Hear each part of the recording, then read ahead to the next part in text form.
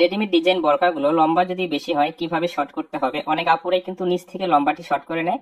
নিচে যে ডিজাইনটি আছে কেটে ফেললে বা নতুন করে সেলাই করলে দেখতে অনেক খারাপ দেখা যায়। এই জন্য কিন্তু কাঁধের এই দিক থেকে আমাদেরকে লম্বাটি শর্ট করে নিতে হবে। আমি এই ভিডিওতে আপনাকে সঠিক নিয়মটি শিখিয়ে দিচ্ছি। শোল্ডারটি মেপে দেখতে হবে, যদি বেশি থেকে প্রয়োজনের থেকে তাহলে অবশ্যই হাতা এবং শোল্ডার মেপে দেখার পরে এইভাবে হাতাটি কাটিং করে নিতে হবে। বডির পার্ট থেকে হাতা দুটি কাটিং করে আলাদা করে নেওয়ার পরে এখন আমরা কি করব, বরকাটি উল্টিয়ে নেওয়ার পরে এখানে একটি পট্টি আছে, পট্টিটি খুলে নিতে হবে। নেওয়ার পরে বরকাটি যত ইঞ্চি লম্বা শর্ট করে নেওয়ার প্রয়োজন আমি 2 ইঞ্চি নিচ্ছি, 2 ইঞ্চিতে এভাবে মার্জিন করে নিব।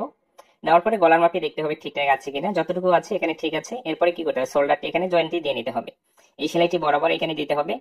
এই শোল্ডারের এই দিক থেকে লম্বাটি শর্ট করে নিলে হয়তো একটু সময় বেশি লাগবে, কিন্তু আপনার নিচের যে বরকার ডিজাইনটি অ্যাকুরেট থাকবে, দেখতেও খারাপ দেখা যাবে না। যতই পুঁতি বা যতই কাজ থাকবে না কেন, আপনি অবশ্যই সময় লাগলেও আপনি উপর থেকে লম্বাটি শর্ট করে নেবেন।